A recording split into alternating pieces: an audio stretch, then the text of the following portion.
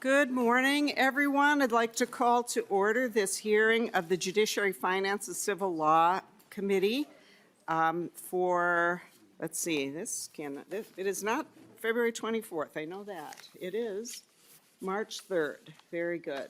Okay. So as we start, and a quorum is present. I would like to read the safety notice. So to ensure a productive and safe environment where everyone can follow today's proceedings, we're asking all attendees to maintain a high standard of decorum. And here's what that means. Signs are not permitted in the hearing room. To keep the focus on the testimony, please refrain from applause or any other audible demonstrations. Verbal outbursts, shouting, or disruptive behavior are not permitted in the hearing room. To ensure we get to hear from everyone, testifiers should limit their remarks to the specified time limit, and we will let you know when you are at your time. For safety reasons, do not stand or sit in the aisles. If you need seating accommodations, please alert the sergeant staff wearing gold ties. If you were issued an entrance ticket, please keep it with you. You may need it for re-entry should you leave the room. State troopers and sergeant staff are stationed throughout the room to ensure the safety of all. So thank you, everyone. So next order of business would be to move the minutes. And so these we have two sets of minutes. And so the first set is February 24th. And these minutes have been, let's see, are these the ones that we worked on? They are, yeah. So these had a little bit of confusion in them. Has anyone had a chance to read them and was prepared to move the minutes? Representative Feist. I'll move the minutes and also compliment the font, which is fabulous. Thank you. It's always important to have the right font. Thank you, Representative Feist. Is there any discussion to the minutes of February 4th? All right, seeing none, all in favor of approval of the minutes, please say aye. Aye. Any opposed? Motion prevails. Then we have minutes from February 26th. Is there a motion to approve the minutes of February 26th? Representative Moeller? So moved, Madam Chair, and I'm neutral on the font. Okay. Okay. All right. The good thing we don't have to vote on the font. So is there any discussion to the minutes of February 26th? Seeing none, all in favor of approval of the minutes, please say aye. Aye. Any opposed? The motion prevails, and those minutes are approved. Thank you. All right. So, let's see, is this today's agenda? Oh, I've got it here. All right, the first bill that we're going to hear today is House File 3661.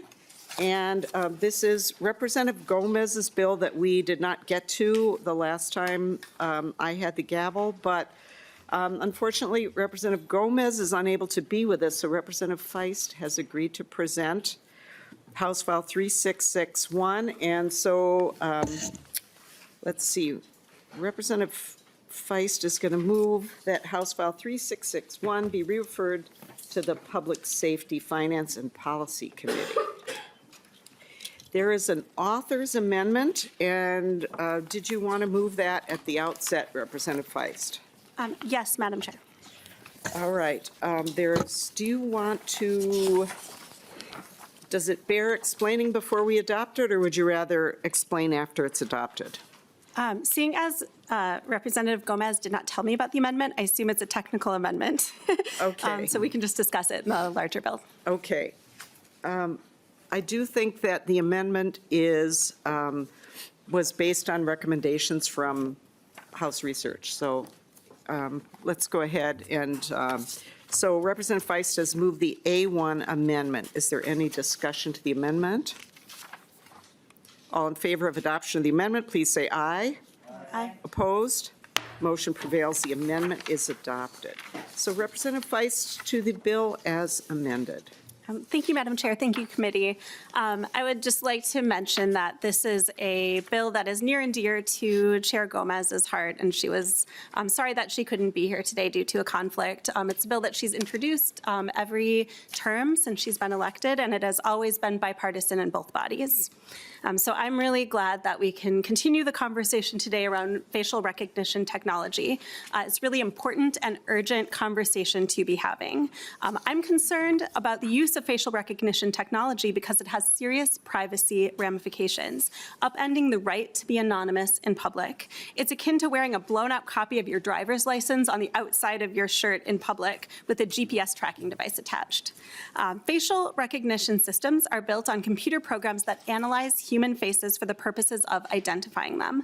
Unlike many other biometric systems, facial recognition can be used for general surveillance in combination with public video cameras, and it can be used in a passive way that does not require knowledge, consent, or participation of the subject. The biggest danger is that this technology will be used for widespread, secretive surveillance systems. Facial recognition surveillance represents an unprecedented threat to our privacy and our civil liberties.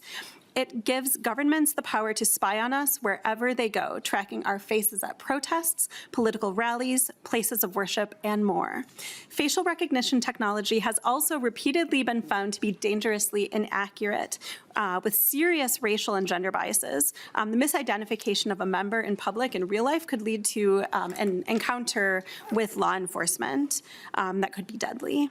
I want to emphasize that there is at this moment no statewide regulation of facial recognition technology whatsoever. There are no guidelines for how and when government uses facial recognition technology. There are no limitations or protections on data sharing and data management. This is made even more worrisome when you realize how pervasive this technology has become. And I'll just mention that last night when I was preparing my bill presentation, I was watching Megan 2.0, which only like some people get. But anyway, I was just thinking about, wow, technology, sometimes we have good intentions, but it really gets out of hand. And it's our job as the legislature to really try to be as proactive as possible. So with that, I'm going to turn it over to the experts and other testifiers. Thank you. All right, thank you, Representative Feist. So the first testifier on the list is Chad Marlowe, Senior Policy Counsel for the ACLU, and I think this is, he is appearing by Zoom. So welcome to the committee. Please identify yourself and proceed. Thank you. I appreciate it. Good morning. My name is Chad Marlowe, and I am an ACLU Senior Policy Counsel where I focus on privacy, surveillance, and technology issues. In the brief time I have, I want to make 4 observations in support of HF 3661's ban on the government use of facial recognition technology. Number 1, concerns about facial recognition are nonpartisan. While each individual's reason for opposing facial recognition may vary, there is broad bipartisan consensus that allowing the government to identify people wherever they go in public, as well as those they meet with, undermines privacy and other core American rights. Number 2, facial recognition technology suffers from significant accuracy issues. If you have any constituents who are persons of color, women, young persons, or senior citizens, you should be very worried about facial recognition because the technology is less accurate when it comes to identifying such persons, and its use is more likely to result in an unjustified stop or arrest. Testing conducted by the National Institute for Standards and Technology, or NIST, which facial recognition companies often cite as proof their technology is reliable and accurate, is extremely flawed and does not reflect how facial recognition technology is used in the real world. Number 3, government use of facial recognition is increasing, especially with certain disfavored and vulnerable groups, such as immigrants, protesters, gun show attendees, persons of color, and low-income persons, which I imagine are constituencies many of you represent. The New York Times even reported a few weeks ago that the federal government is teaming up with the most notorious mass surveillance company, Palantir, and the ethically challenged facial recognition company, Clearview AI, to develop a mass surveillance program to identify and persecute immigrants and protesters. Once in place, it is highly unlikely that system's use will remain limited to those 2 groups. If Minnesota uses facial recognition technology, this terrifying new program is going to want its data. And number 4, the manner in which facial recognition technology was rolled out in Minnesota did not provide space for sound policymaking. The best approach for rolling out a new surveillance technology is for elected officials to first learn about the technology, then to adopt legislation banning or governing its use, and finally, if permitted, the technology is deployed. Unfortunately, in Minnesota, the deployment step came first, and neither of the other steps followed. In light of these considerations, the governmental use of facial recognition technology should not be permitted in Minnesota. Thank you so much. Thank you for your testimony, and please do stay available in case there are questions. Next, we have Chris Wayland from Restore the Fourth, Minnesota. Welcome. Please state your name and go ahead with your testimony. Good morning. My name is Chris Wayland. I am the chair of Restore the Fourth, Minnesota. I was also part of the, along with other local organizations, I was part of the Safety Not Surveillance Coalition, the coalition that pushed for the facial recognition municipal ban in Minneapolis back in 2020, 2021. I'm not speaking for the coalition right now, but I'm going to crib very liberally from previous testimony that we've submitted on previous iterations of this bill. So the government use of this technology is a profound threat to our personal privacy and political and religious expression, primarily because it, as previously stated, it has the potential to be used to surveil us as we go about our daily lives. But one thing that I think wasn't mentioned is that there is no, unlike the surveillance methods that were mentioned last week for geolocation and keyword search warrants, there isn't a built-in mechanism for individuals to opt out of the surveillance. We can't purchase a burner face or decide to walk instead of driving our cars or use a VPN when we search things. Our face is our face, we're stuck with it. Since the ordinance in 2021 in Minneapolis is passed, a lot of the arguments that we used in Minneapolis were based around some of the issues that were mentioned around disparate impacts, particularly when it comes to people of color, elders, and all that stuff. Many of those issues still remain. The state of the art of facial recognition has improved by leaps and bounds since then, but at the same time, this morning, I downloaded and ran a free and open source GitHub repository, like a thing to build a local facial recognition tool, and the tool couldn't tell the difference between me and Joe Biden. It was able to figure out that I wasn't Barack Obama, but that's not saying terribly much.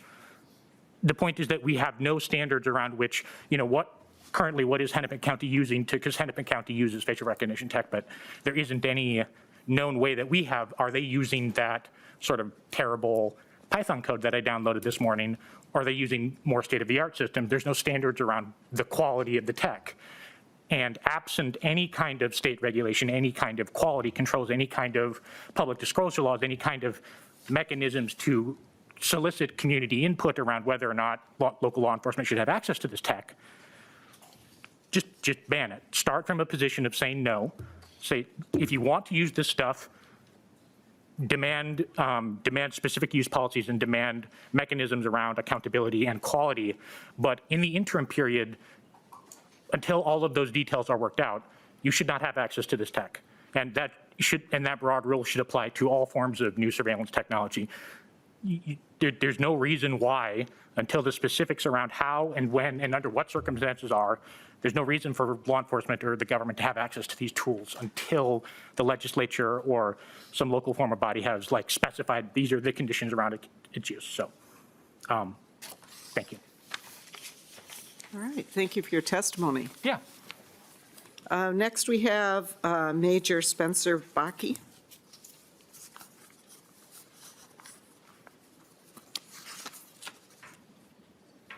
Hennepin County Sheriff's Office. Welcome to the committee. If you would please state your name for the record and go ahead with your testimony. Okay.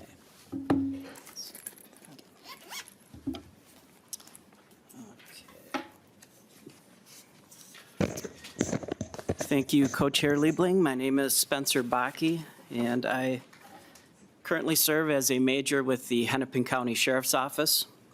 For more than 15 years, I led our Criminal Intelligence Division and our Criminal Information Sharing and Analysis Unit. including as a captain and lieutenant. During that time, I was responsible for the oversight of facial recognition technology for the Sheriff's Office. I appreciate the opportunity to share how we approach this technology and what we believe responsible use looks like. Our facial recognition technology policy has been provided to the committee. If you look at section 801.7, our policy clearly states facial recognition is never used as positive identification. It is only an investigative lead. Any result must be independently corroborated by other investigative methods before it can be acted on. A facial recognition investigative lead is not probable cause to arrest. Second, we do not use facial recognition, for surveillance as it is typically defined for ongoing tracking or supervision. Our system is not connected to cameras, cannot be used for real-time monitoring, and is never used to scan the public or track individuals. It is primarily used as after a criminal incident has occurred, using suspect images obtained as part of an investigation. We then compare the suspect photo to our booking photo repository. From there, trained analysts examine and verify the results prior to sending investigative leads to investigators. From our perspective, the preferred approach is not eliminating the tool entirely, but clearly defining how it may and may not be used. The benefits of this technology in the form of public safety are extremely substantial. Investigatory tasks that would take countless hours, like going through large databases of photos by hand, can be accomplished at a fraction of the time. And while facial recognition is never used as positive identification, it is an excellent tool for ruling out suspects who are innocent and would otherwise be investigated if not for the lack of facial recognition results. Our agency has used this technology in hundreds of investigations over the past year. This has included identifying, recovering, and rescuing victims of human trafficking, criminal sexual conduct offenses, helping identify murderers, and recovering stolen assault rifles. These are just some of the examples where these investigative leads assisted with solving crimes and helping victims. This tool is just that, a tool, but it is an important one that can and should be used in accordance with lawful constitutional investigations. An outright ban on the use of facial recognition by law enforcement is not our preferred approach. Such a ban deprives the public and victims of the benefits of this technology. As one of the few agencies that uses this technology, we encourage the legislature to review our policy and think about safeguards and statutory framework that would provide the right balance between privacy and public safety. And we welcome the chance to work with the author and legislators to accomplish these goals. Thank you very much for your time. Thank you for your testimony. Those are the testifiers that we had on the list. Is there anyone in the public who wishes to testify on the bill?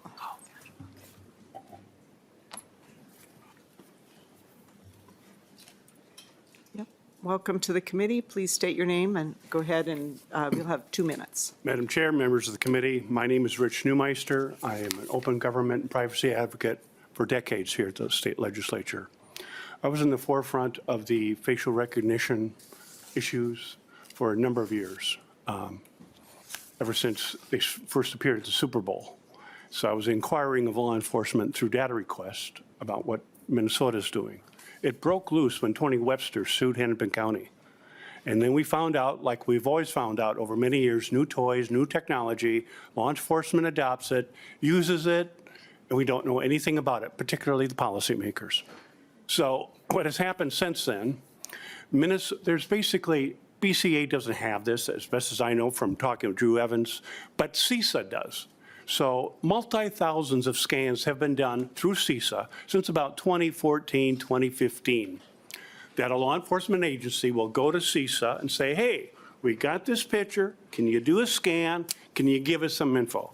I've done many data requests on this, and I got a public list of all the agencies that did it, so I did multi-data requests. What I am suggesting now for improvement of this bill, because as no one being around here for years, I know the reality that this bill is not going to go choo-choo a lot. But That's my own point of view. I share that. I support the bill, but I just know some of the reality. But I want something to happen. So these are my 4 suggestions. 1, each agency develop a facial recognition policy, like St. Paul has done, which is, St. Paul's is pretty good. Also, like as you know, with technology, with body cams and LPRs, license plate readers, you put a note, it's part of the record. So the record should state that that we use facial recognition. When I looked at these cases, it was all over the board, and they didn't say they were using FR for recognition, but they were. A task force be done. And then as I entered the building, and I've sometimes asked Captain Roski this issue. Hey, are you using facial recognition in the cameras at the Capitol? And whatever, but I think he says no. But if they are, this is to my 4th point. Let's have a notice of all public buildings that use facial recognition posted, sort of like at the Mall of America. When you go in the mall, that you know that they're using facial recognition. Madam Chair, co-chairs, once again, it's always a pleasure. Thank you very much for the few moments of your time.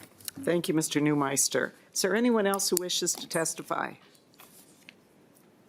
All right, seeing none, we'll close the testimony and open it up for member discussion. Representative Hudson. Thank you, Madam Chair. At the risk of justifying Mr. Neumeister's choo-choo prophecy, I'm going to request a roll call vote.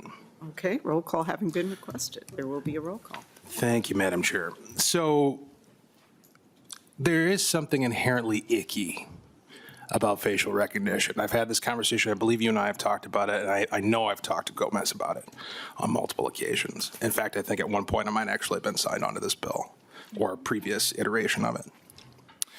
Looking at it today, however, the issue that I see is that we're talking about a blanket ban on an entire category of technology, regardless of its current or future state of development and what potential utilizations it could have in the future. I think that that's an overreach in terms of a response, especially when it seems to be a preemptive response to a problem that hasn't yet manifested itself. A couple of times during presentation today, we've heard references to the idea of maintaining anonymity in public. And of course, we know there is no reasonable expectation of privacy in public. That's what being in public means.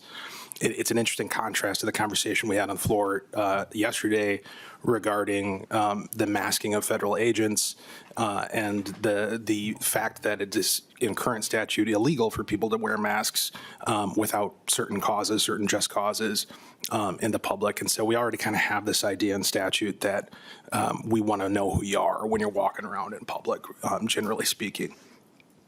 And this kind of reminds me of, and none of us were there, I don't think, but it kind of reminds me of the dawn of fingerprint technology and its implementation. And I imagine if there was a conversation, sometime in 1892 when fingerprinting was first utilized to secure a conviction in a criminal case that was in Argentina. If there was some sort of philosophical conversation about whether or not this is okay, whether or not this is a justifiable use of this technology, whether or not it can be trusted, the potential error rates and things of that nature, all of which have been worked out over time, and it's now very much in common use.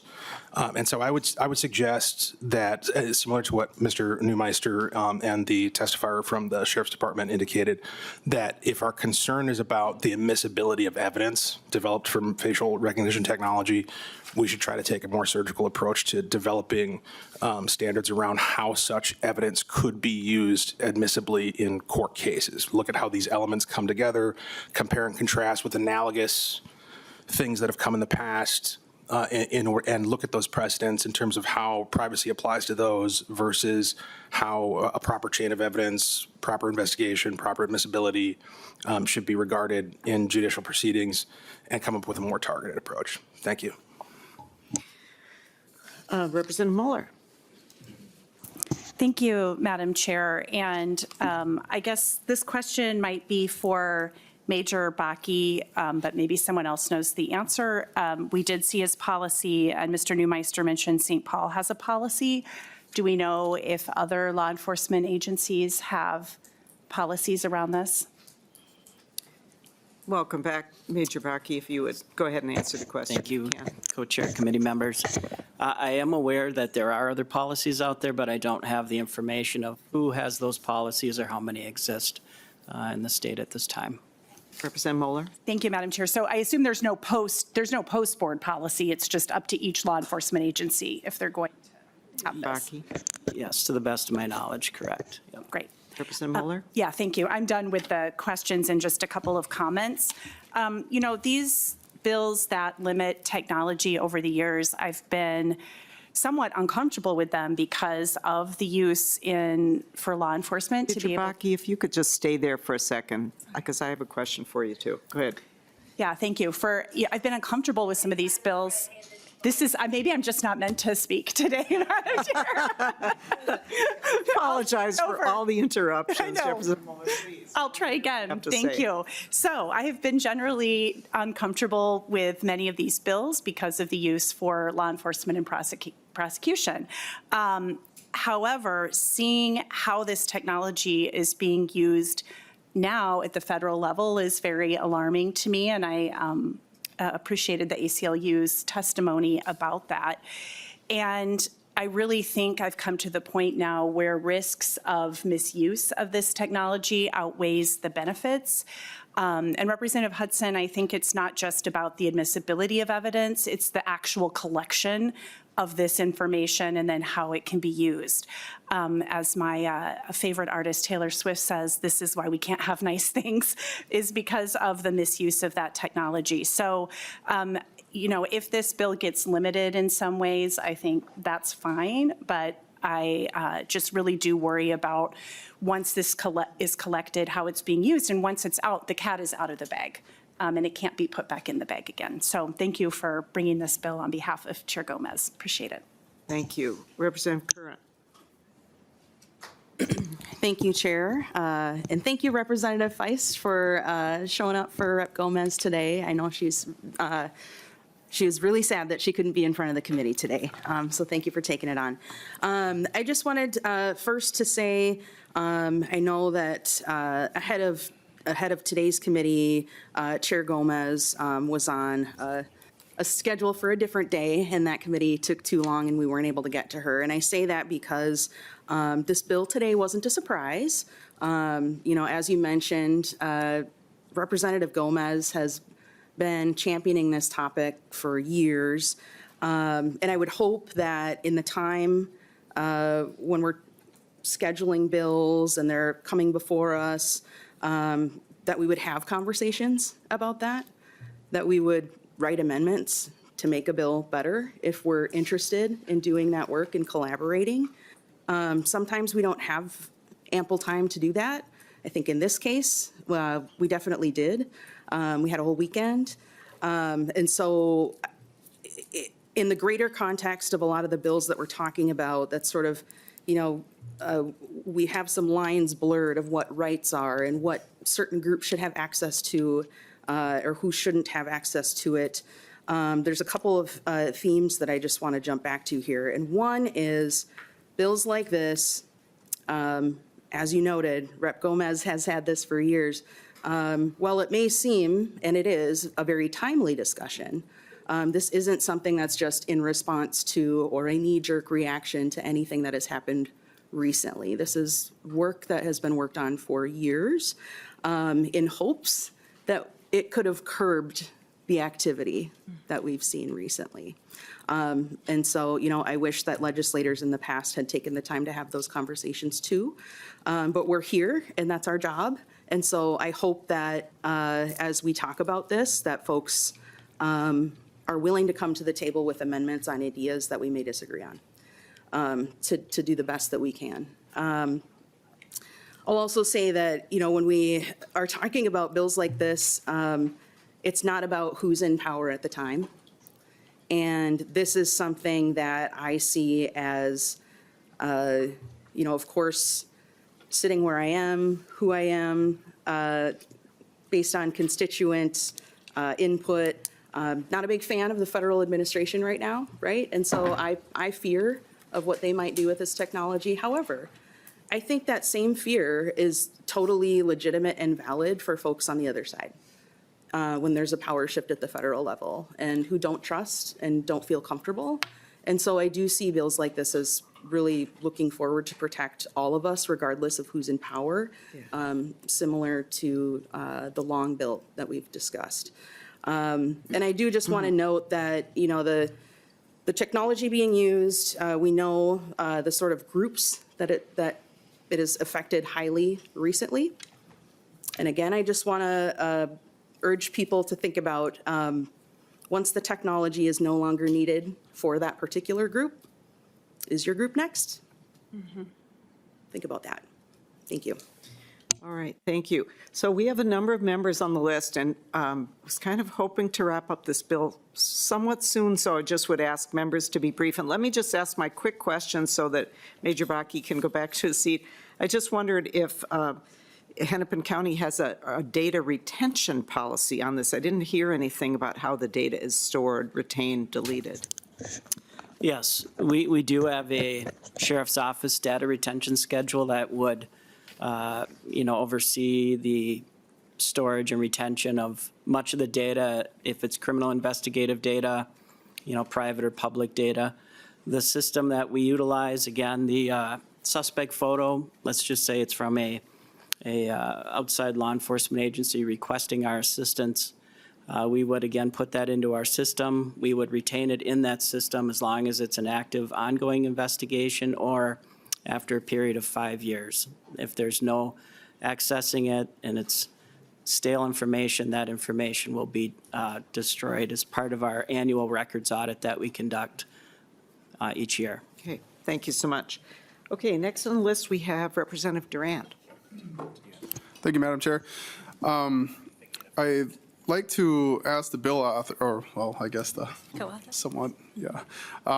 Is there an issue right now that we are trying to curve because something's happening inside the state of Minnesota with either law enforcement or anywhere else? And then my second question, to hurry this up, is were the stakeholders involved with making this bill? I mean, because we were talking about, and I actually like what Representative Kerr said was, bringing in the stakeholders and talking about this. Has the bill author actually talked to any law enforcement agencies that would actually be able to give her some advice in regards to making this bill better? I mean, where is that input? Because right now this is just an all-out ban on things, and without having the actual input of local law enforcement, how this tool could actually be used properly, is something I think is necessary. So can you answer those for me, please? Representative Feist.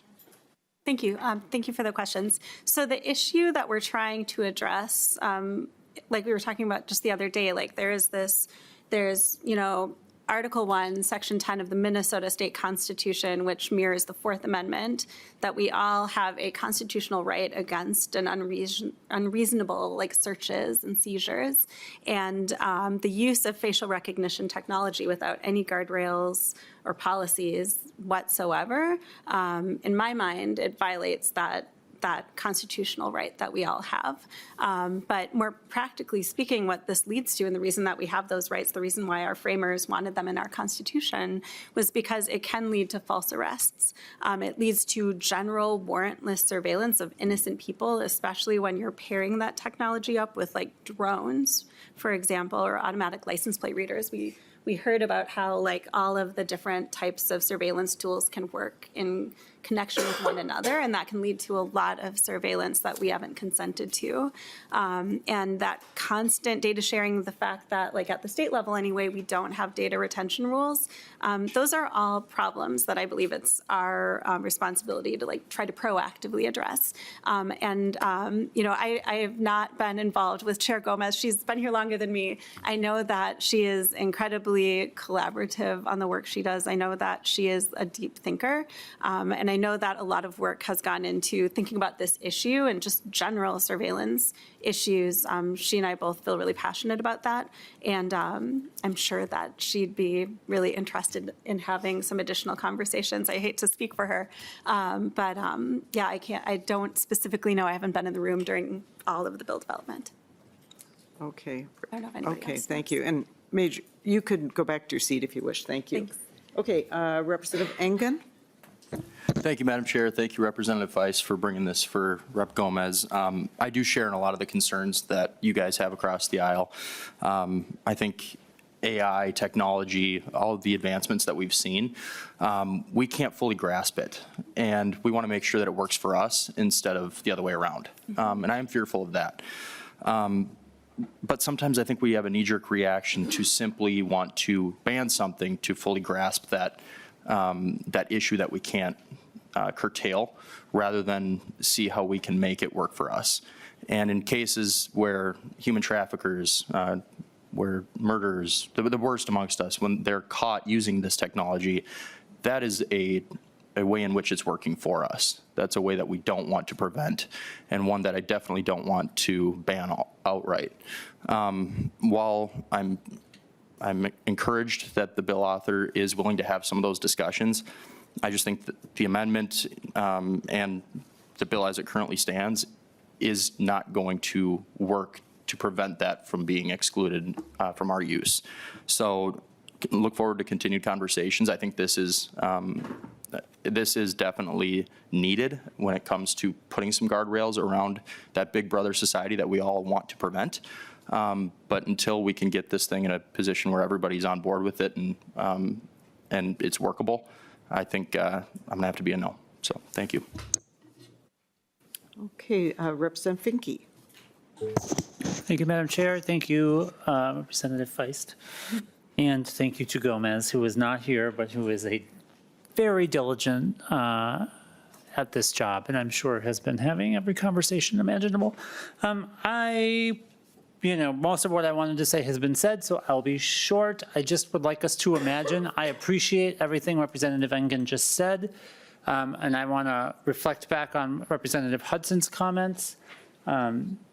And I would just like us to imagine a world, or imagine a technology where we decided to do the things that we have to do to get the answers, to use it responsibly before we used it for everything.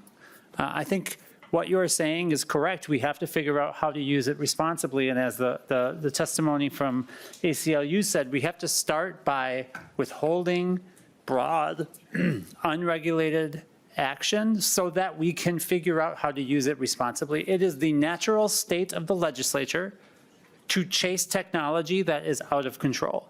That is where we live. I just came from a hearing where we talked about crypto regulation. I'm working on AI regulation.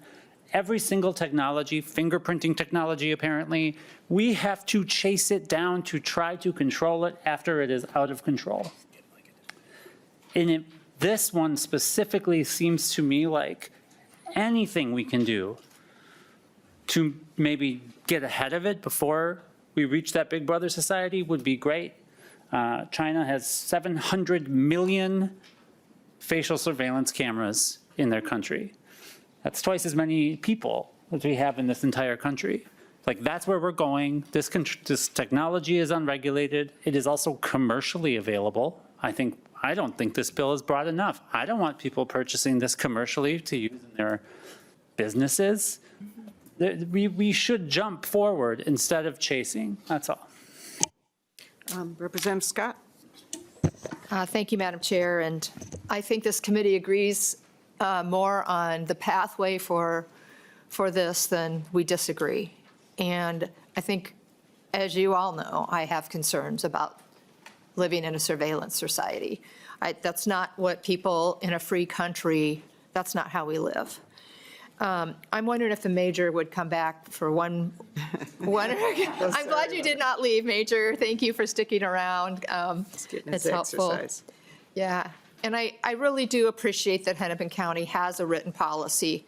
And I'll just preface, before I get to the question, I will say I agree with the gentleman from the ACLU that actually maybe we need to draft a bill that just says, law enforcement, if you get new technology, you can't use it until you get a policy in place with the legislature. Maybe that's what we have to do at this point, because Mr. Neumeister, as you know, Stingray, we didn't even know that existed until a member of the public found out. So I'm tired of playing catch up, but that's what we're doing here. Representative Curran, to your comments about we had the weekend to work on it, I worked on body cameras. I worked on ALPRs. It is not a weekend project. It is hours and hours and days of negotiation. But the good thing about having those technology policies already in place is that we have a framework to work from. Major Bakke, I know Chair Liebling asked you about your data retention. What do you do with the non-investigatory, like the non-hit data? What do you do with that? How long do you keep that? So I think you understand the question correctly. If we are given a suspect photo that turns out to be somebody that's not involved in the case, is that kind of following? Yes. Yeah, then we, as soon as that information is relayed to us, if it's part of maybe an external investigation by another agency, we would purge that data, or we would go through again in our annual review. We do a records audit each year specifically for data in facial recognition system. And at that time, we would go through and purge the data. Madam Chair. Representative Scott. Thank you. And so another thing that you mentioned there in passing is we have, because you have this technology, how many requests do you get annually since you've had this technology from other law enforcement agencies to run a photo through your facial recognition technology? Yeah, I did bring some numbers with me. I don't have it broken down on hand by which agency made the request, but I can tell you that for 2025, we had 809 instances where we used this technology for investigative assistance, and we generated 335 investigative leads. So a little less than half resulted in an investigative lead being sent to the investigator investigating agency. Chair Scott. Thank you, Madam Chair. Thank you for that information. I'm glad you had that with you. That's really helpful. And this is all part of a policy piece that we're going to have to determine and grapple with, is do we allow them to share this technology? So I have been a co-author on a complete ban on this before. I did not sign the bill this year or recently because I knew it has to be more nuanced.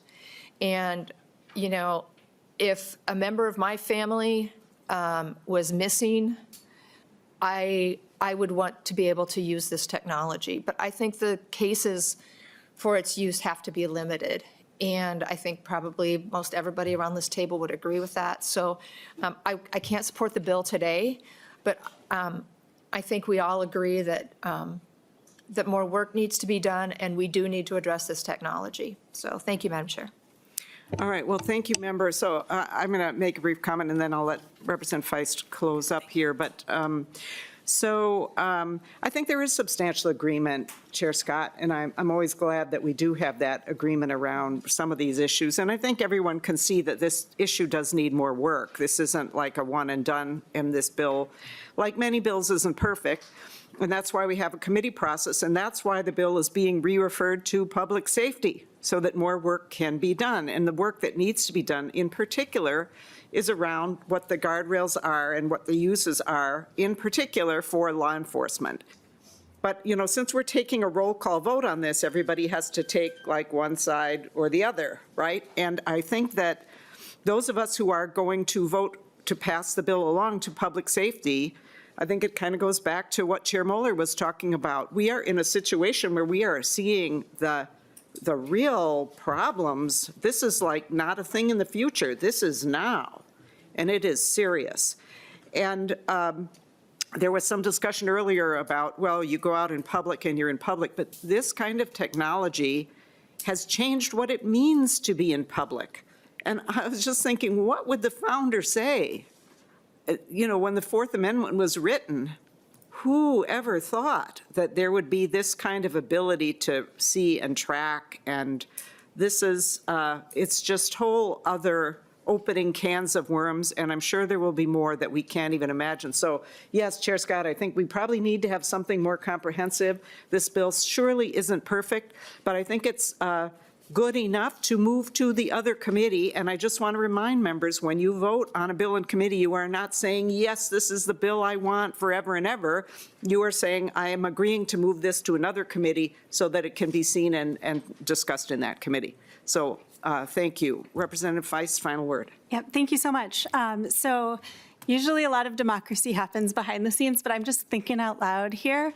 I feel like this has been a really productive conversation. I'm reminded of the bill that I worked on that was bipartisan around cell phone policies in schools, where, you know, we had sort of like a draconian idea that just like banned them.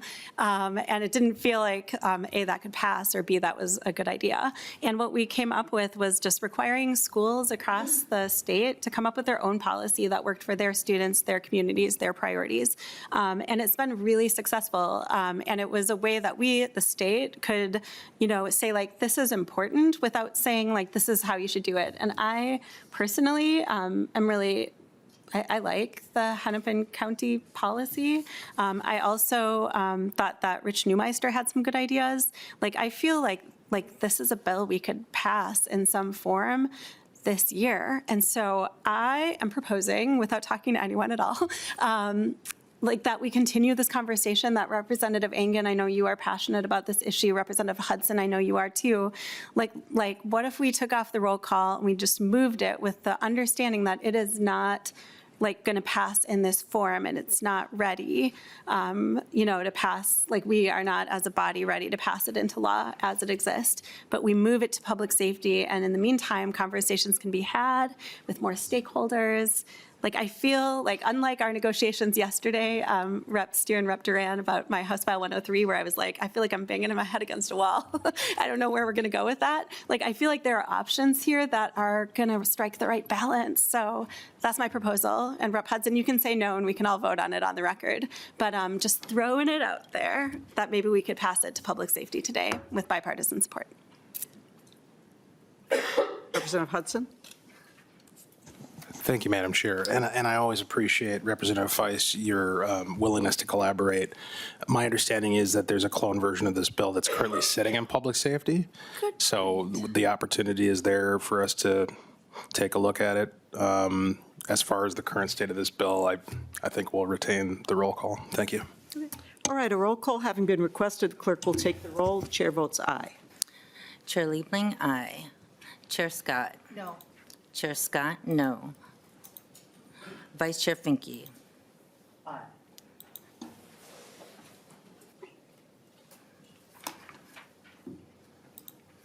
Finke, aye. Vice Chair Hudson? Nope. Hudson, no. Representative Bliss? No. Bliss, no. Representative Curran? Aye. Curran, aye. Representative Duran? No. Duran, no. Representative Engen? No. Engen, no. Representative Feist? Aye. Feist, aye. Representative Frazier? Aye. Frazier, aye. Representative Mahmoud? Aye. Mahmoud, aye. Representative Moeller? Aye. Moeller, aye. Representative Rarick, excused. Representative Steer? No. Steer, no.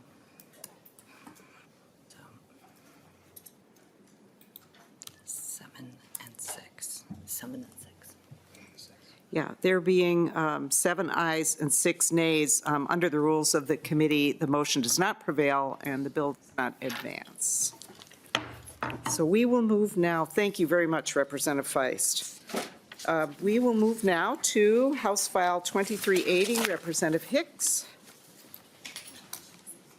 Sir, we are running considerably behind, so we're going to try as best we can to be concise if everyone can do that. So welcome to the committee. I will move House File 2380 since Representative Hicks is not on the committee. And there is a delete everything amendment. And it is, and the bill is going to be moved to the general register. That is the motion. And I will move the DE1 amendment that is in your packets. And Representative Hicks, if you'd tell us about the DE1. Thank you, Chair. Thank you, Committee. The really does just change the bill to make sure that it is workable within our current system and to pair it more fully with the current requirements that we have, while also strengthening the ability for accommodations to be the lack of participating in active accommodations to be considered discriminatory. Okay, so any discussion to the amendment before we adopt it? All right, seeing none, all in favor of adoption of the DE1, please say aye. Any opposed?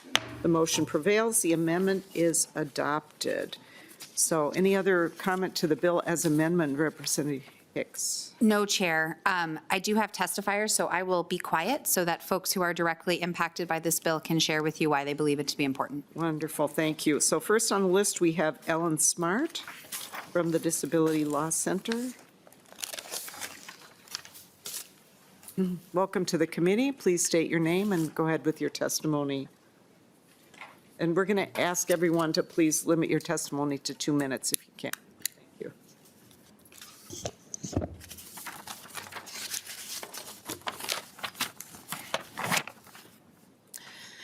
Chair Liebling, Chair Scott, members of the committee, my name is Ellen Smart. I'm a staff attorney at Legal Aid in the Minnesota Disability Law Center.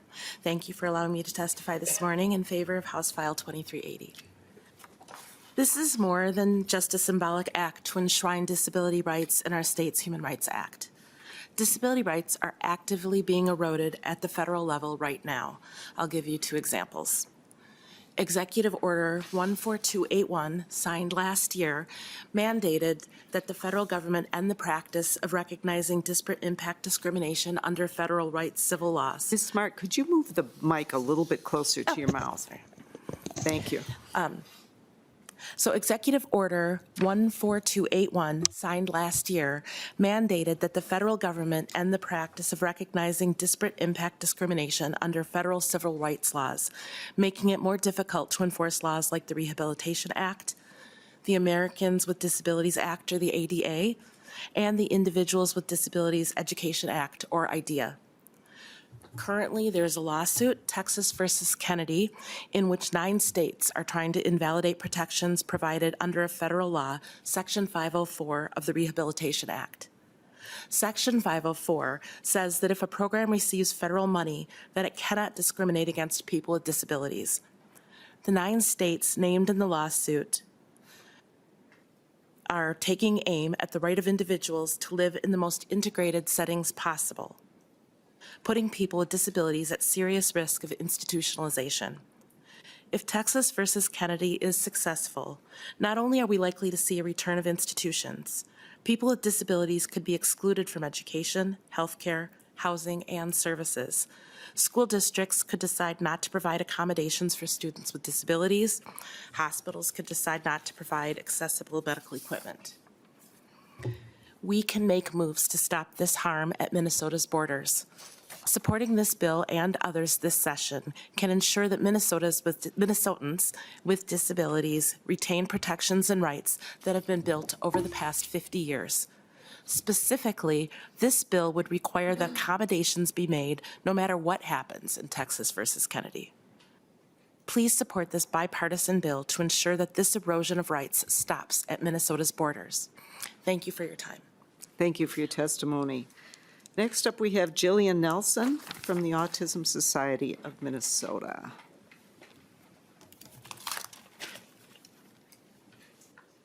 Welcome to the committee. If you would please tell us your name and go ahead with your testimony. Good morning, Chair Liebling and committee members. My name is Jillian Nelson, and I'm the Policy Director at the Autism Society of Minnesota. I'm also a disabled adult. It was not until 1973 and the 504 Act, the Rehabilitation Act, that people with disabilities had basic civil rights to access public service. It's now 2026, and Minnesotans with disabilities do not yet have the right to accommodations guaranteed in Minnesota statute. House File 2380 can change that. It upholds promises that were made to people with disabilities decades ago that are currently under attack in the current federal political theatrics. Promises that in our state are nonpartisan and just common sense. People with disabilities are valuable members of our community. Our culture as a state is not one that would allow us to leave Minnesotans with disabilities unprotected and without civil rights. Access to accommodations is about more than just a convenience. It is the gateway to living independently in the community. Without accommodations, we lose access to education, healthcare, transportation, employment, and more. Without accommodations, we increase the dependence on social services and decrease self-direction, and inevitably, we will return to the antiquated systems of mass institutionalization. We have long been a role model in this country for disability rights, and this once again gives us a chance to be a catalyst and lead the way for other states to codify 504 protections at a state level. I rewrote this sentence. Minnesota has a chance today to make sure that citizens like me do not live in fear, that a court in Texas can rule against the 504 Act, and in a single moment, I lose my basic civil rights. I rewrote this a dozen times, trying to accurately quantify the feeling of living in that shadow, waiting for that decision. The fear, the uncertainty, to know that I can go from the life I fought for to being back in an institution, because we trusted that a federal law was enough to protect Minnesota. I don't know how to explain it. And even more, I don't know how I would explain it to the countless people with disabilities in our community that do not realize that this could happen to us. So today, right now, let's make sure that we don't ever have to tell those who are most vulnerable in our community that they no longer have the right to accommodation. That no one has to include them, educate them, house them, treat them, support them. Let's make sure that we don't ever have to tell them that they don't belong here. Please support the DE amendment and include House File 2380 in the omnibus. This may very well be a piece of legislation that we never need to depend on, but also it may very well be one of the single most important things you do in your career. Thank you. Thank you for your testimony. Joel Runnels from the Minnesota Council on Disability. Hicks. Welcome to the committee. Please state your name and go ahead. Morning, and thank you, Madam Chair and members of the committee. My name is Joel Runnels, and I serve with Minnesota Council on Disabilities. I self-identify as a person with a disability. Specifically, I stutter, and so I might, if speaking slow, need a little more than the 2-minute limit. Minnesota State Council is a state agency which serves as a liaison between Minnesotans with disabilities and their elected officials, all of you. We advise on disability policy matters across employment, housing, public services, public accommodation, and education. This legislature has long recognized that freedom from discrimination is fundamental to democracy. Section 363A.02 of the Minnesota Human Rights Act affirms that all individuals are entitled to full and equal participation in employment, housing, education, and public life, free from discrimination based on disability. HF 2380 would clarify in Minnesota Statute 3 63A.02, the public policy section of this act, that reasonable accommodations enable people with disabilities to participate fully in the areas that law protects, and that failure to engage in the process to determine an appropriate accommodation may itself constitute an unfair discriminatory practice. So by placing this legislation in the public policy section, the bill reinforces legislative intent regarding meaningful access and participation. For many Minnesotans with disabilities, myself included, discrimination does not take the form of overt exclusion. And one reason it might not is that a significant amount of disabilities are invisible. So when folks, assuming you saw me walk in and seat here, it's not like a movie where you can scan an X-ray and see that I stutter.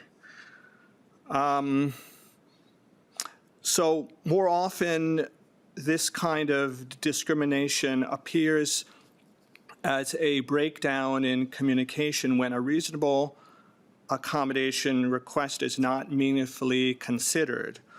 Whether it's in employment, housing, education, or public services, the interactive process is how equal opportunity becomes real in practice. HF 2380 does not create a new protected class, expand covered areas, or establish a new cause of action. Rather, it clarifies expectations around good faith and engagement in determining reasonable accommodations, an expectation already reflected in disability law and practice. Clear statutory language supports consistent interpretation, provides guidance to covered entities, and reduces ambiguity that can lead to unnecessary disputes. Most importantly, this clarification helps ensure that Minnesotans with disabilities are not denied meaningful access because accommodation requests were not addressed, while also providing employers, landlords, schools, and public entities clearer direction on how to comply with law. As many of you know, Minnesota has periodically updated its Human Rights Act to reflect evolving legal standards and, most importantly, our lived experiences. Lived experiences of the 1 in 4 Minnesotans who have a disability. 1 in 4. HF 2380 continues that work by reinforcing that meaningful access is central to equal protection under the law. So for these reasons, Minnesota Council on Disability supports HF 2380.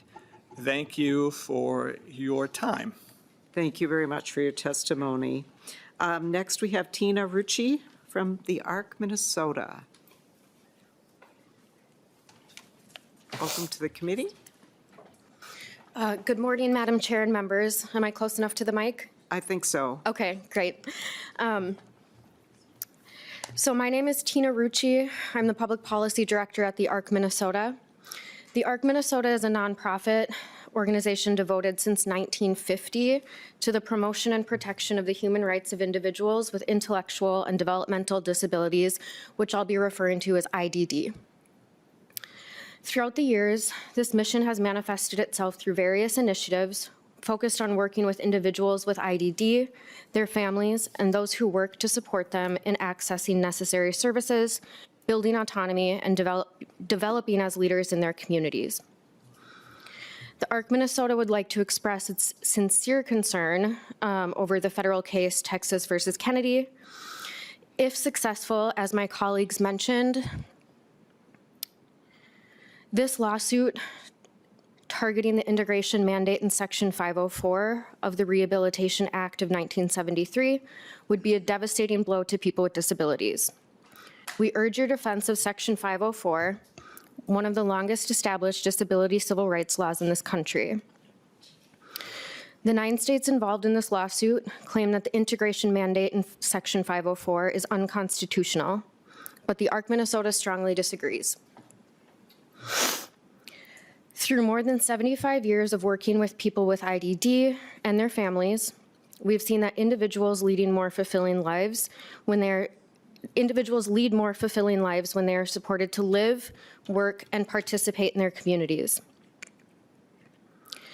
If successful, Texas versus Kennedy would place disabled people at risk by making it easier to return to segregated settings, away from their families and support networks. Removing the integration mandate would violate the Americans with Disabilities Act and the Olmstead decision, both of which require services to be provided in the most integrated setting possible. These protections exist to prevent people with disabilities from being isolated in institutions.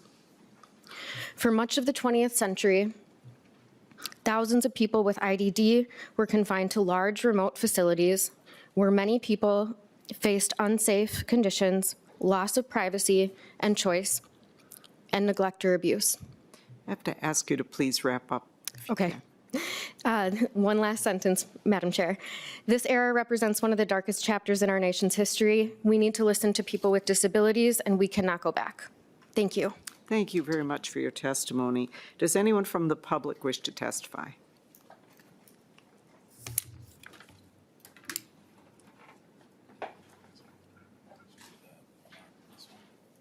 Welcome to the committee. Please state your name, and you have 2 minutes.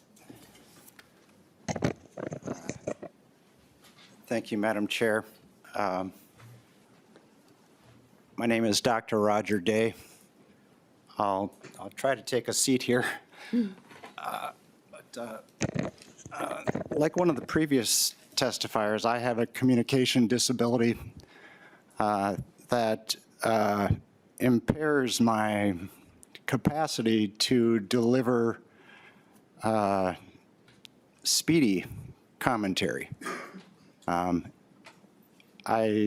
have to choose my words very slowly and carefully, and it ends up taking a long time to make sure that what I say comes across with the utmost fidelity. And so I hope you'll be patient as I testify here. I am a person with a, not only with a disability, but with another category of discrimination. I qualify as a person under discrimination under subdivision 1C, or 1 paragraphs 3, 4, and 5. I've been experiencing education sex discrimination for 35 years.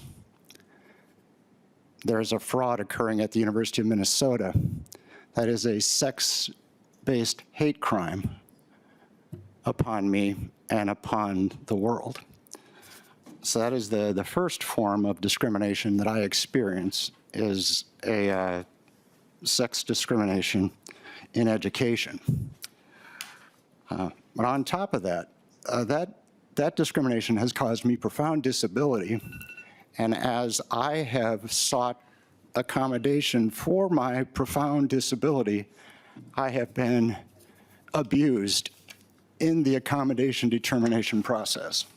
Dr. Day, that is 2 minutes. I'll give you one more minute, but wrap it And up. so I think the most important thing to do here is to change the wording on page 2, line 4, from may be to is. Right now, my requests for process to determine accommodation are being obstructed in the Minnesota Judiciary, in the Attorney General's office, in the governor's office, and in the legislature.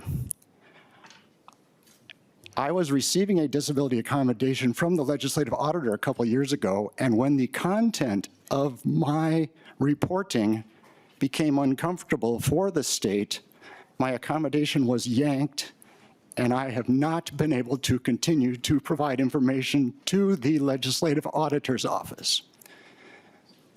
There is a massive fraud taking place in the matter of my education and in the matter of my professional identity.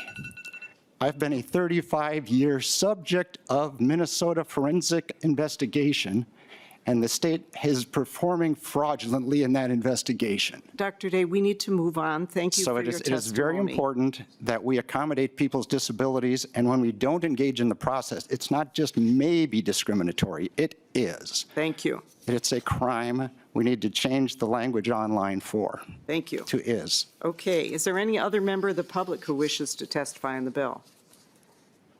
All right, seeing none, we'll close the testimony. Is there discussion on the bill? Oh, Chair Scott. Thank you, Madam Chair, and had some really, just some questions for the bill's author. Thank you, Representative Hicks, for being here.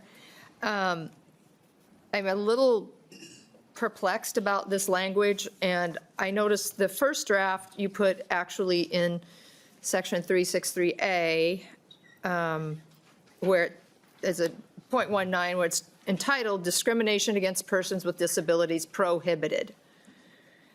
And if you read that language, I would just direct members to House File 2380 and that first paragraph, and it says an entity must provide reasonable accommodations to an individual with a disability and must ensure no individual with a disability is discriminated against by the entity.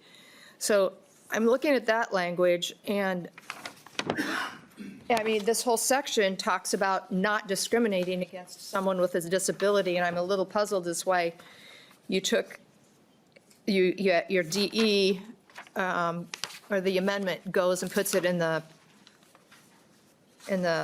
policy statement. Could you enlighten us a little bit on that? Yeah, please? absolutely. Representative Hicks. Thank you, Chair. Absolutely, Chair Scott. I really appreciate that question. So the previous version of this bill last year, it didn't really do what I was hoping to do. So I worked in the interim with our stakeholders, including people with disabilities, many of whom testified today. We had some other folks here, but because of time, they had to leave, so that is unfortunate. To change what we were doing to really what the heart of what we were trying to do. And so what we're trying to do is make sure that refusal to participate in the accommodations process may be considered discriminatory. And the reason that the language is may is because it isn't always, right?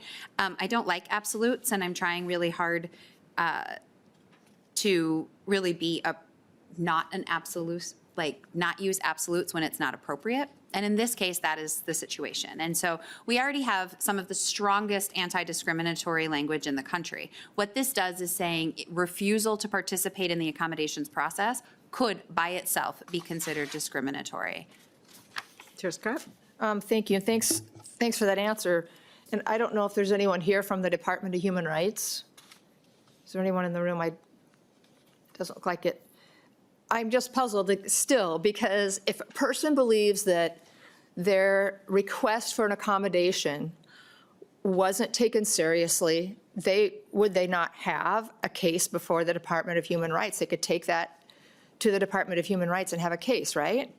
Potentially. Representative Scott. Thank I'm you. sorry, Representative Hicks. Thank you, Chair. Potentially. It would sort of depend on the merits of that case, but the piece that this adds is that the refusal to participate in that process, in the actual accommodations, could be considered discriminatory. And so accommodations are a weird dance between a person with a disability and whoever they're requesting it from, right? There isn't a rule that says you must take my accommodation. That's not what accommodations mean. Accommodations mean it is an interactive process with the other person. And sometimes what happens is you request an accommodation and the person goes, no.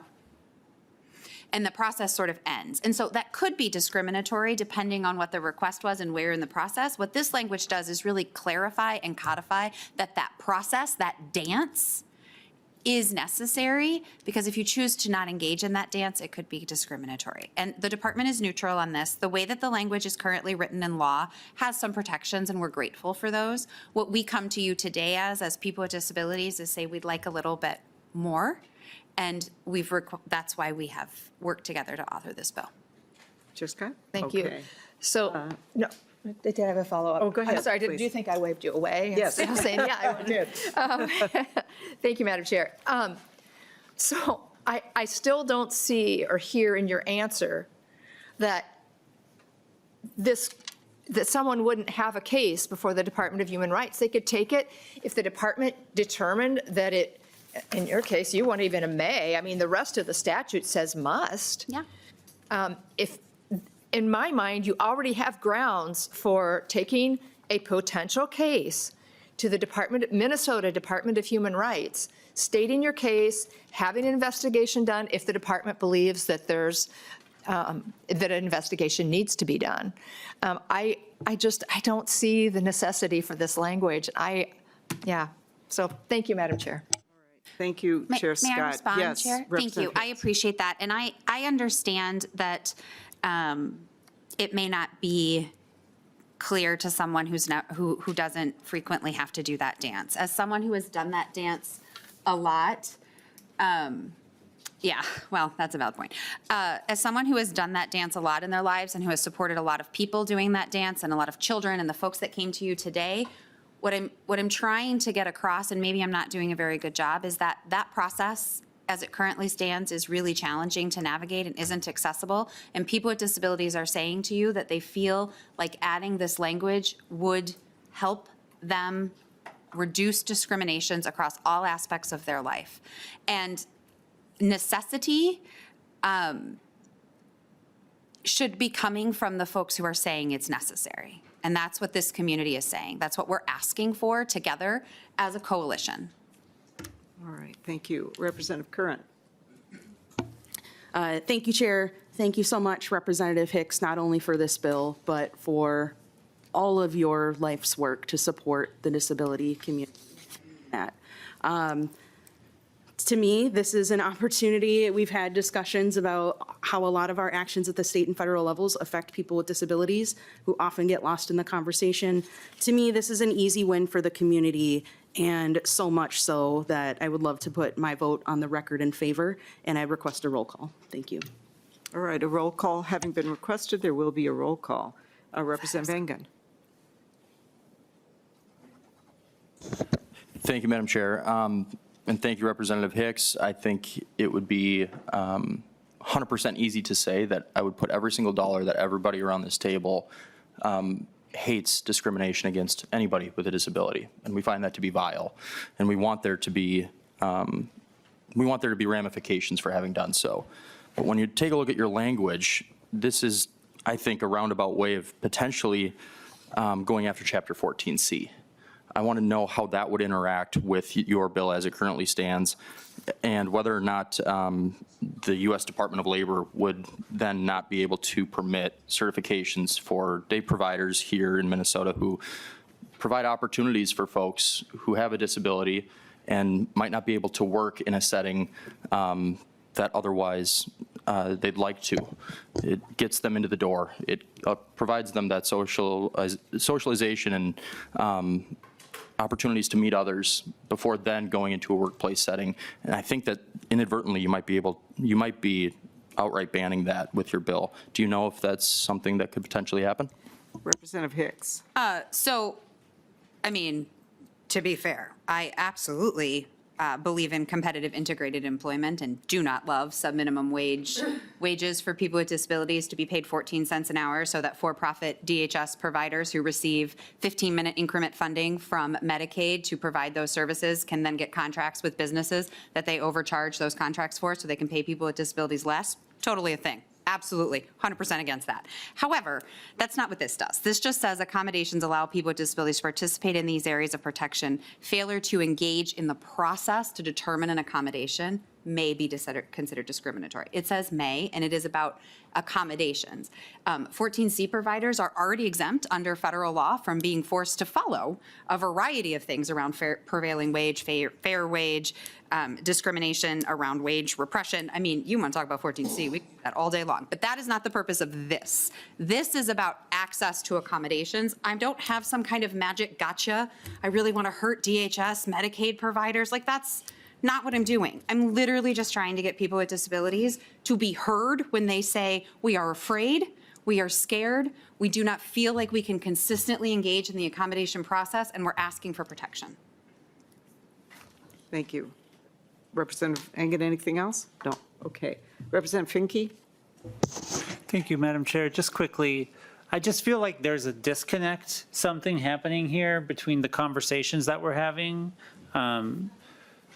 This is a bill about the accommodations process, and I appreciate and wish that if people had their accommodations denied, they could file a human rights complaint.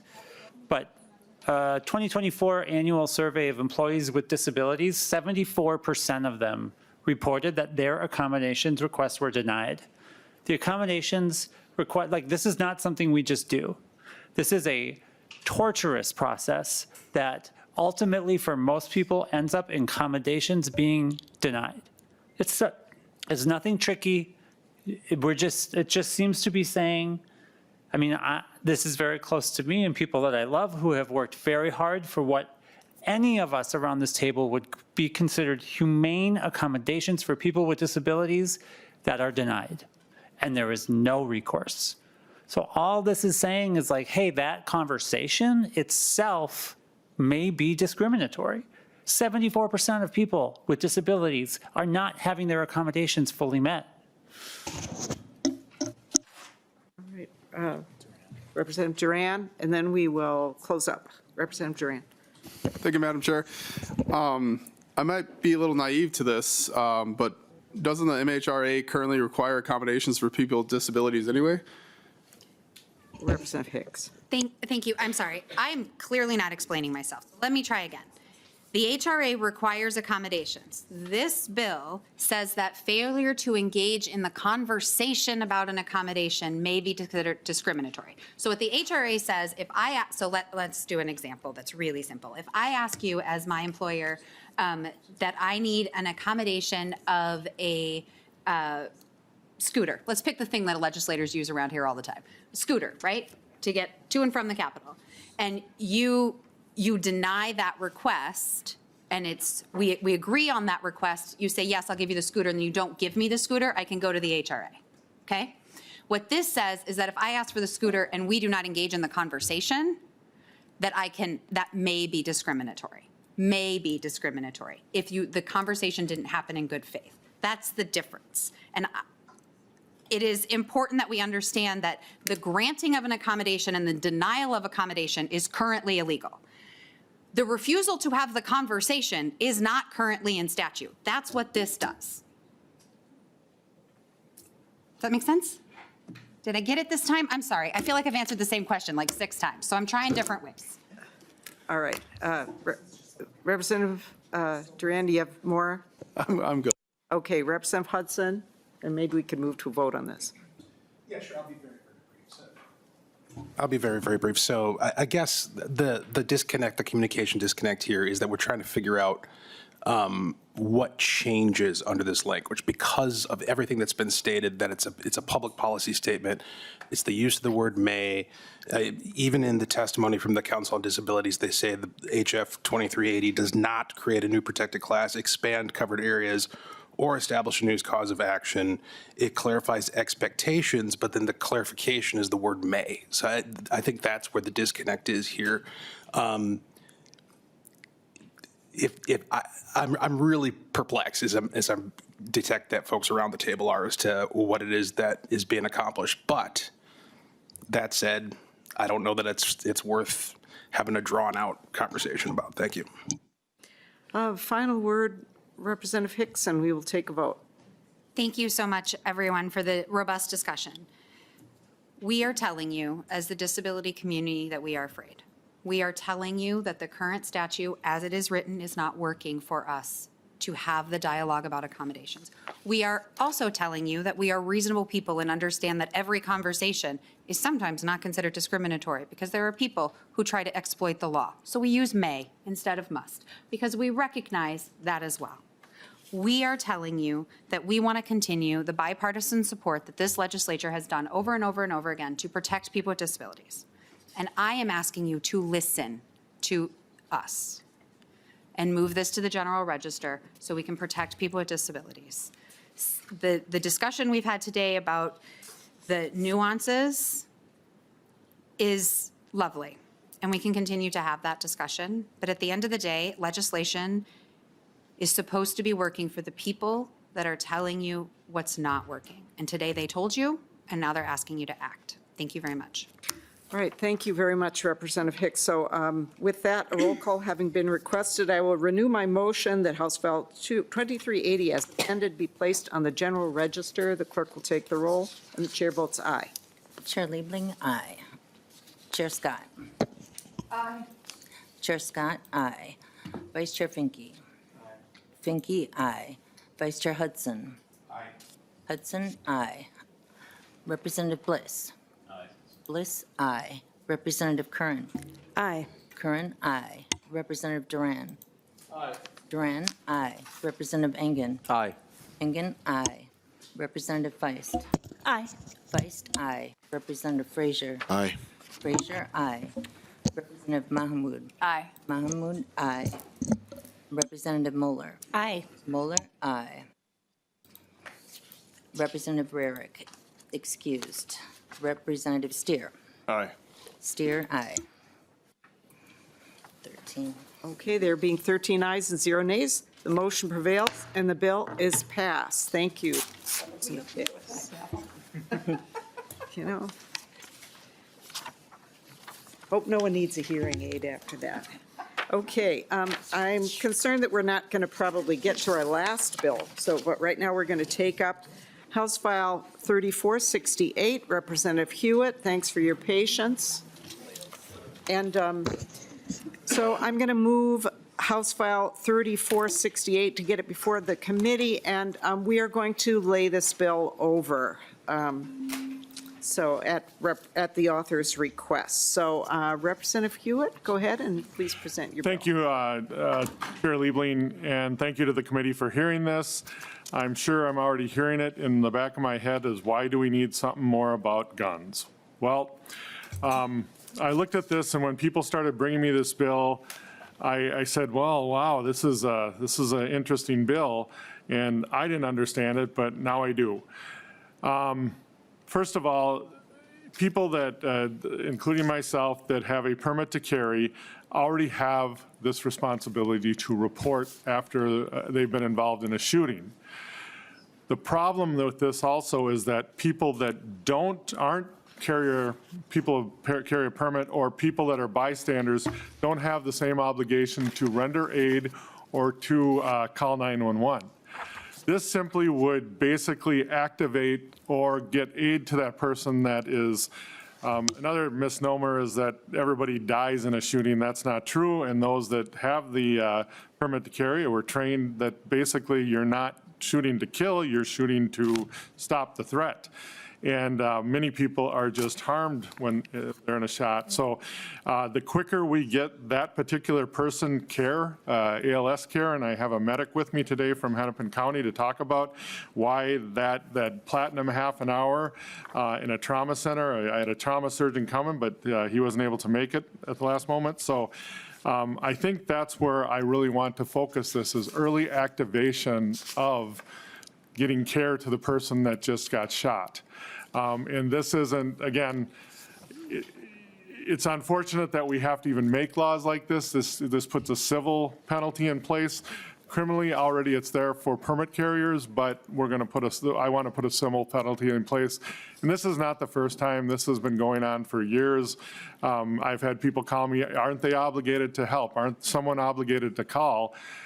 And nowhere in law. And I just found out after some of these other incidences that happened in Minneapolis here that actually I, as an EMT, do not off-duty have an obligation to help, which I think is another bill that we should work on someday. But, as you know, Jeff Backer and myself never refuse anybody regardless what aisle they sit on. So, but that's all we're doing here. And I do have a medic, Madam Chair, if I can bring him up. Absolutely. Welcome to the committee. Come on up and introduce yourself for the record and go ahead and give us your testimony.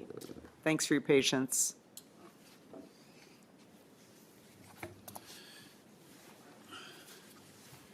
Hello, everyone.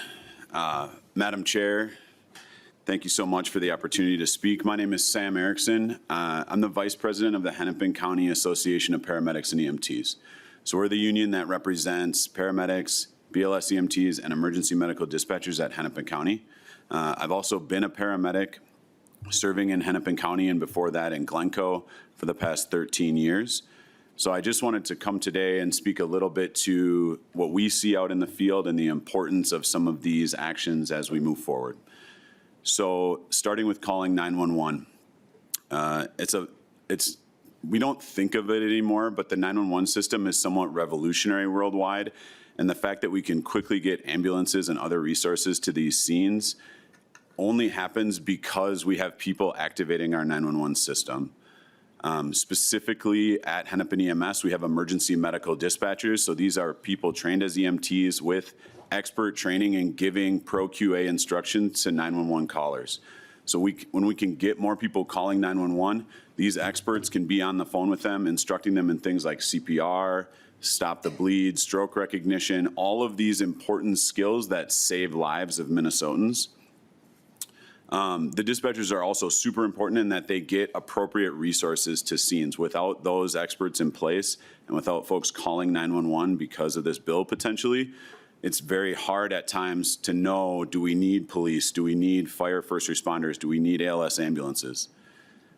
Civilian CPR prior to ALS arrival is key to survival and positive neurologic outcome for Minnesotans who are injured in many type of ways, but specifically with shootings. CPR, stop the bleed training, those types of things improve survival outcomes, and they mean that more Minnesotans survive these situations and they leave the hospital neurologically intact, which is super important to our outcomes. We've also seen, specifically in Hennepin County, but around the state, that in large mass casualty incidents, initial civilian response and responsibility is crucially important. So when you think about situations like the 35W bridge collapse, like the shootings at Red Lake, Rocori, Annunciation, we will get resources there, but having civilians on scene who initially act and help people is, again, crucial to increasing survival odds for those folks. And it might even be something as simple as directing ALS ambulances or first responders on some of these complex scenes where it's difficult for us to know. I'll use Annunciation as an example. Annunciation School, which is just a few miles from where I grew up, there's multiple entrances, several buildings. You can go from the south and so having folks who are there on scene directing us as ALS providers where to go saves seconds and minutes, which ultimately can save lives. So we're here to support this bill. We think that having more requirements around some of these scenes to make sure that people, Minnesotans specifically, are getting help is crucially important. Thank you very much. All right, thank you for your testimony. Is there anyone in the public who wants to testify on the bill? Not seeing anyone, so we'll close testimony. And Representative Huot, anything else you wanted to say? No, I'm open for member questions. Okay. Are there any questions? Chair Scott.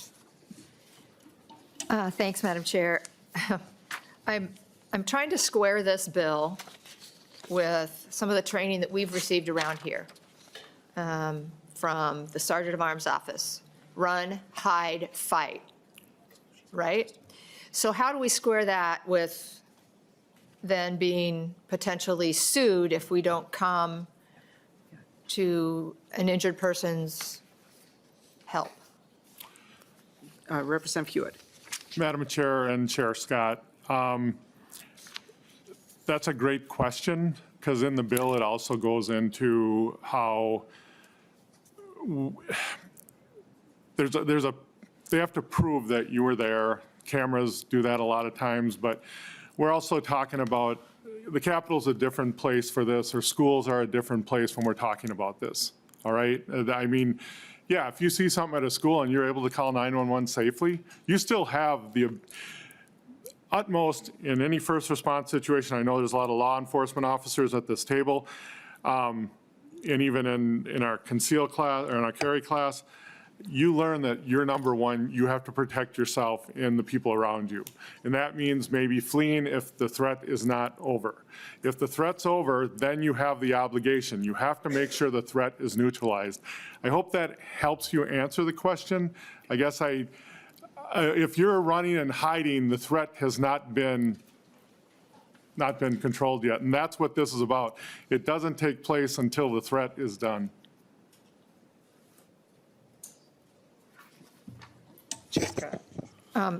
Thank you, Madam Chair. I'm glad we're laying this bill over, because I'm not sure exactly what an average bystander is going to be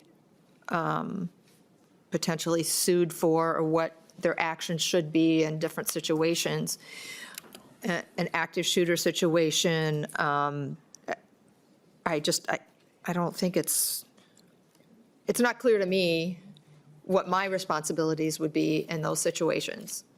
So I'm glad we're laying the bill over for that reason alone. Let me go to Representative Duran. Thank you, Madam Chair. Everybody's created different, right? So not every single person is going to be the same. Not every person is going to run to the threat. Not every person is going to be able to run away from the threat. There's a time where people freeze, okay? And they're in that fight, flight, or just they don't know what's going on. So would this bill actually charge those people for not being capable of actually doing something, I guess, in there? If I see someone shot and that's outside the norm of what I actually am used to, because everybody's going to be created different. So this bill is a huge concern of mine, just because of the fact that I think we're forcing people to act when sometimes they may not have the ability to because of their own internal I guess, workings. So would this bill actually charge someone, or have the ability to have someone charged if they freeze? Madam Chair and Representative Hewitt. Representative Duran, you've been in these situations, as have I, and I understand what you're going with this, and using the word charge is more not in this case. This is civil, so could they be sued if they didn't? Any reasonable court would probably look at all the circumstances, and I'm not a lawyer, I'm not a judge, but I would think, and hopefully, like Chair Scott said, that the bill is being laid over. There is work to do on this bill, and I would say, as a law enforcement officer, wouldn't you want to be there sooner than later? And you don't have to answer that if you don't want. And Mr. Hopkins, maybe you could sort of explain the underlying law, because we don't have that here in front of us. Sure. Madam Chair and members of the committee, so Section 609.662 currently places duties on both a person who discharges a firearm and a person who witnesses the discharge of a firearm to immediately investigate the extent of any injuries that it might have caused and to render immediate reasonable assistance to the person. Violation of those duties can be a crime under the statute currently. So what the bill does is it also adds, explicitly in law, the ability for a person injured by a violation of those duties to bring a civil lawsuit for damages. All right, thank you. And so, maybe what we need to do here is remove the criminal penalties and substitute the civil ones. I don't know, but I was also surprised to find out that there is such a criminal penalty in law currently. I'm going to go to Representative Moeller. Thank you, Madam Chair. Yep, and that's what I was going to do too. I had pulled up the statute, and it does have the definition for reasonable assistance, meaning aid appropriate to the circumstances. And then there's also an affirmative defense. So I think for some of the scenarios that you were asking about, Chair Scott, would fall under either not meeting the definition for reasonable assistance or also be subject to the affirmative defense. Okay, Representative Curran? Very quickly, as someone who's not a lawyer, I would just like to say that what exactly this bill does is take language that's already in the law and provide a path for a civil cause of action. That's it. Thank you. Okay, Representative Fraser. Oh, okay. Representative Duran, did you want to say anything more? Okay. Chair Scott? Yeah, I mean, I look at the committee brief from nonpartisan staff, and it says, similarly, a person who witnesses the discharge of a firearm and who knows or has reason to know that this has caused bodily harm to another person also has a duty to render assistance to the injured party. It goes beyond just calling 911. I mean, to me, it's going to that person that may be, lying on the ground. It's not just, oh, I rendered assistance by calling 911. So that's what gives me concern is like, are we going to now have an active shooter situation where everybody's going to feel the need to go rush towards an injured party that's lying on the ground and then put themselves in harm's way as well? So that's my concern. Yeah, thank you, Chair Scott. And that's current law. And it's got a criminal penalty. And as I said, I was quite surprised to see that. But Representative Huot, any final word? And we're going to lay this bill over. Yeah, thank you, Chair, and thank you, members. I was hoping for a robust, because this needs work. I understand that. But I also think that, and that's why I brought the current paramedic up here. I don't want to bring up the name, but we all know the football player, and I actually got to ref that young man over in North Minneapolis that was gunned down on a corner that we're just dealing with his case because it was appealed. I would just like to think that that leader would be here today if someone possibly would have activated EMS quicker or got the right people to the scene. And so that's why I like this bill. I like it so we have accountability. It doesn't matter, and I'm with you, Chair Scott. Why do we need another law? But unfortunately, we do it all the time up here to legislate morality. So thank you, Chair Liebling, and thank you, committee. All right, with that, House File 3468, thank you, is laid over. And apologies, Representative Feist, we're not going to get to your bill, and apologies to your testifier. We will reset that for another day. So there being no other business before the committee, we are adjourned.